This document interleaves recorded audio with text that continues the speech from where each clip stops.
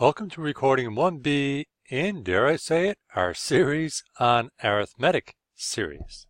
Focus on using the formulas we developed in the last recording. Here are the two formulas we learned for the sum of a finite arithmetic series. The choice of formula depends on the situation. Let's have a look at these different problems here and see which formula might be more efficient. Find the sum of the first 1002 terms of 9 plus 11 plus 13 plus 15. We look at the first formula. We need to know the value of n. Well, in this problem we do know the value of n because it's 1002. We need to know the first term. Yes, we know that. So that would be 9. And we need to know the last term. Now we could figure it out, but we don't know it yet. Let's see what else we need to know for the other formula. We need to know the n value. Yeah, we got that. We got the first term. Yes, we've got that. We need to know the n value here. Yeah, we've got that.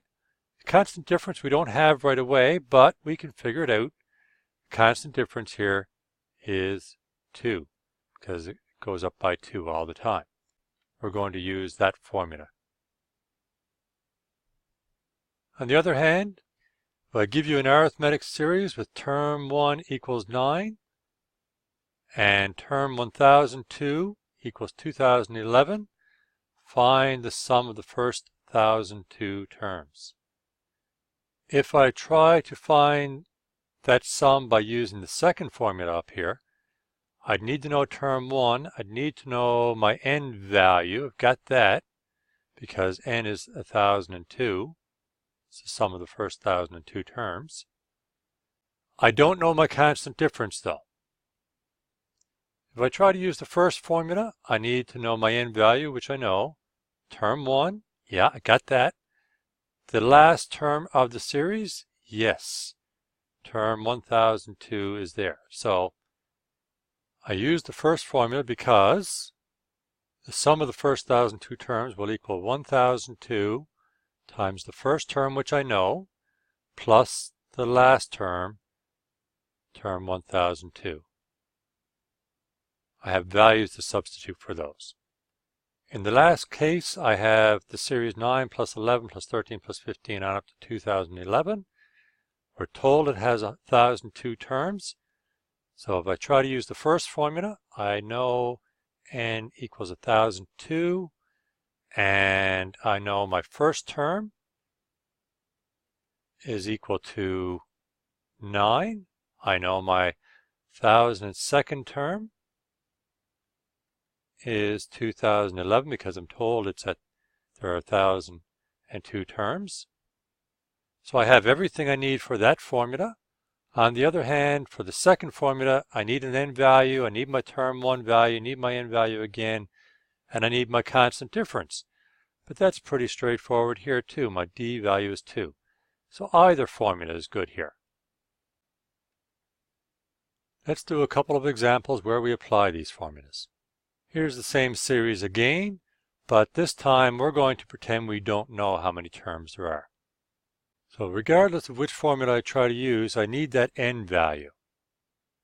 I can get that value by thinking about the related sequence, 9, 11, 13, 15, etc. on up to 2011.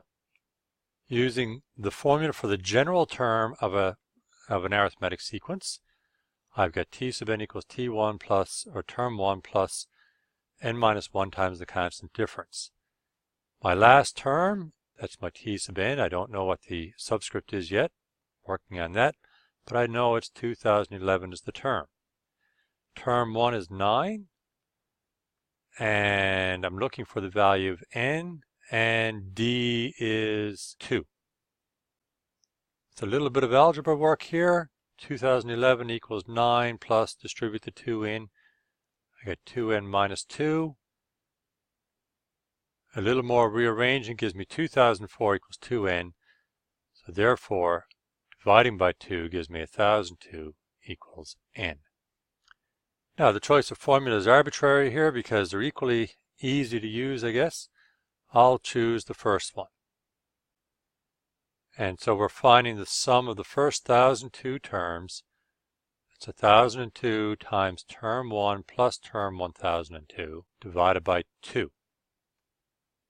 So substituting 1,002 for n, 9 for term 1, and 2,011 for the 1,002nd term gives us 1,012,020. Our last problem involves a little bit of formula rearrangement. Given an arithmetic series with term 1 equals 2, n equals 350, and s sub 350 equals 183,925, we've got to find two things, the 350th term and the d value.